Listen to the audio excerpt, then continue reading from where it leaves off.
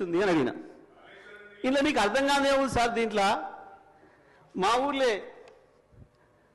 వెంకటయ్య అని ఉండే, ఆయన ఊర్లో ఏతుల వెంకటయ్య కూడా అందరూ ఆయన కథ ఉంది ఇలా అన్నారు. ఏం కథ అని అడిగిన. ఏ లేదయ్యా, ఒకరోజు పొద్దున్నే ఆయన భార్య సర్పంచ్ కాడికి వచ్చింది. ఆయన భార్య సర్పంచ్ కాడికి వచ్చి కంప్లైంట్ చేసింది, మా వెంకటయ్య నన్ను కొట్టిండు, జర పిలిపించి మాట్లాడమని చెప్తే ఆయన పిలిపించిండు పెద్ద మనిషి. ఎందుకు కొట్టి ఏం సంగతి అని అడిగితే,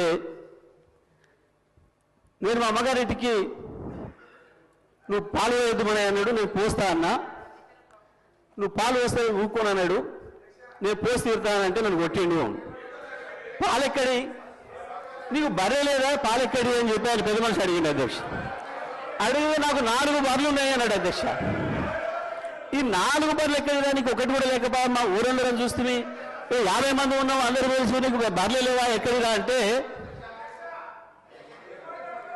అధ్యక్ష పోయిన బర్రె దొరికితే, సచ్చింది బతికితే, పోయింది దొరికితే, మా అత్తగారు ఒకటి పెడితే నేను ఒకటి కొంటే నాకు 4 బర్రెలు ఉంటాయి, నాకెందుకు 4 బర్రెలు అన్నాడు. ఇది కూడా అట్లనే ఉంది అధ్యక్ష ఈ గవర్నర్ గారి ప్రసంగము.